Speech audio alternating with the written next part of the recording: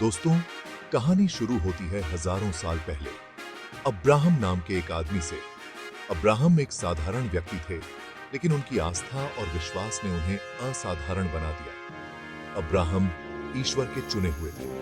उन्हें हुक्म मिला एक नई जगह जाने का। यह हुक्म उनके लिए एक नई यात्रा की शुरुआत थी। यह जगह थी कनान, जिसे आज हम इजराइल कहते हैं। यह भूमि उनके लिए वादा की भूमि थी, जहां उन्हें और उनकी संतानों को बसना था। अब्राहम, उनके बेटे इसहाक और पोते याकूब, सबने इसी धरती को अपना घर बनाया। यह भूमि उनके लिए एक नई शुरुआत का प्रतीक बनी। याकूब के 12 बेटों से 12 गोत्र बने। ये गोत्र एकजुट होकर एक मजबूत समुदाय का निर्माण करने लगे। इन्हीं से यहूदी जाति की शुरुआत हुई। यहूदी जाति ने अपनी पहचान और संस्कृति को संजोया और आगे बढ़ाया। समय के साथ ये गोत्र मिस्र चले गए।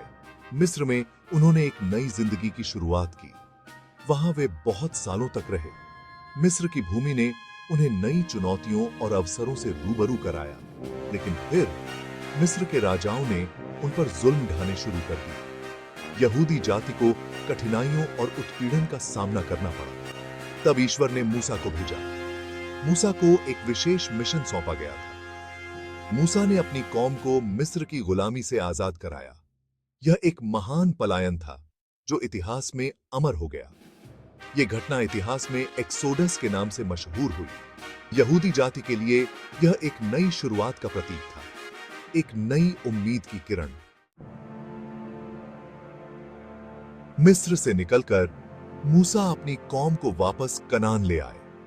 यह एक लंबी और कठिन यात्रा थी, जिसमें उन्हें कई चुनौतियों का सामना करना पड़ा। यहां उन्होंने नई जिंदगी की शुरुआत की। कनान की भूमि में बसने के बाद उन्होंने अपने घर बनाए और खेती शुरू की। अपने धर्म और संस्कृति को बचाए रखा। उन्होंने अपने रीति रिवाजों और परंपराओं को जीवित रखा, जो उनकी पहचान का हिस्सा थे। कई सालों तक यहूदी अलग अलग राजाओं के नीचे रहे। राजा दाऊद और सुलेमान जैसे महान शासकों ने उनके साम्राज्य को मजबूत किया। उन्होंने कई जंगें लड़ी और जीते भी। इन युद्धों ने उनकी ताकत और साहस को साबित किया, लेकिन वक्त के साथ वे फिर विदेशी ताकतों के कब्जे में चले गए।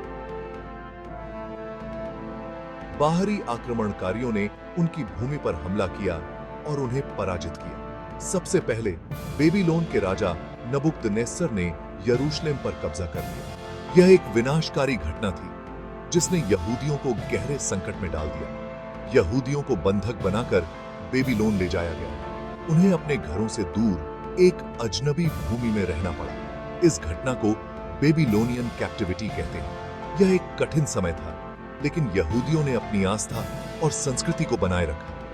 लेकिन यहूदियों ने हिम्मत नहीं हारी। उन्होंने बेबीलोन में भी अपने धार्मिक और सांस्कृतिक जीवन को जारी रखा। 70 साल बाद उन्हें बेबीलोन से वापस जाने की इजाजत मिल गई। यह उनके लिए एक नई शुरुआत थी। उन्होंने यरूशलेम में अपना मंदिर फिर से बनाया और अपनी धार्मिक परंपराओं को जिंदा किया। यह उनके पुनर्जन्म और दृढ़ संकल्प का प्रतीक था। रोमन साम्राज्य के आने के साथ एक नया युग शुरू हुआ। यहूदियों को फिर विदेशी हुकूमत का सामना करना पड़ा। उनकी स्वतंत्रता छिन गई और वे एक बार फिर से पराधीन हो गए। रोमनों ने उनके धर्म और संस्कृति पर अत्याचार किए। यहूदी धर्म के अनुयायियों को अपने धार्मिक रीति रिवाजों को निभाने में कठिनाइयों का सामना करना पड़ा। सन 70 ईस्वी में रोमनों ने यरूशलेम को तबाह कर दिया और यहूदियों को अपने वतन से निकाल दिया।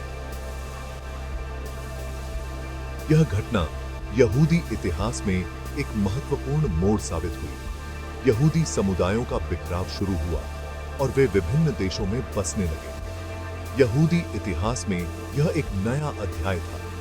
इसके बाद के 2000 सालों तक यहूदी दुनिया भर में बिखरे रहे। वे विभिन्न संस्कृतियों और समाजों में घुल मिल गए।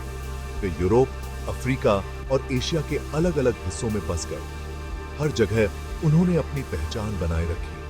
इस दौरान उन्हें भेदभाव, जुल्म और नरसंहार का सामना करना पड़ा। लेकिन उन्होंने हार नहीं मानी। लेकिन तमाम मुश्किलों के बावजूद उन्होंने अपनी पहचान और संस्कृति को जिंदा रखा।